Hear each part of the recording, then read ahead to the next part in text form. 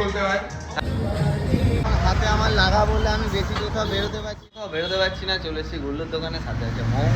তো তাই ও আজকে নতুন হাত লাগাবে, হাতটা কেটে বাদ গেছে তো, হাত ওর কেটে দেবো, ও নতুন হাত লাগাবে বের করো, সোনার হাত। হ্যাঁ, একটা নতুন হাত লাগানো হবে, সেটা দেখুন আপনারা কীরমভাবে লাগানো হচ্ছে না হচ্ছে।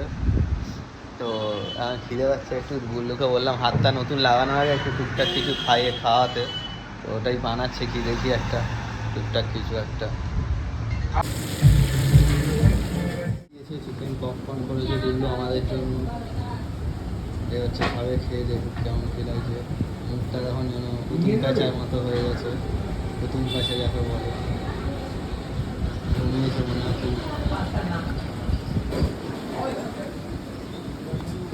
আরামের শেষ নেই এখানে, টটি খুলে এগুলো বাবু হয়ে বসে এখানে গুলো দোকানের ভেতরে আলাদাই ব্যাপার,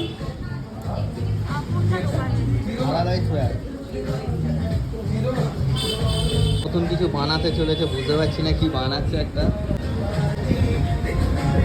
কি করলে এটা আমি বুঝতে পারলাম না, যে কিছু একটা করলো খেয়ে গেল, পুরো খেয়ে নিল একা একা। সসটাও খাচ্ছে আবার চেটে। খাওয়া দাওয়া হয়ে গেছে, বাড়ির দিকে চলে এসছে। তো এবার ঢুকে যাচ্ছি, বল কি বল। তো হাই এভরিওয়ান, তো খাওয়া দাওয়া হয়ে গেছে, বাড়ির দিকে চলে বাড়ির এসছি। দিকে যাচ্ছি, এসেই গেছি। তো বাড়ির দিকে যাই, যাওয়া হলো খাওয়া দাওয়া।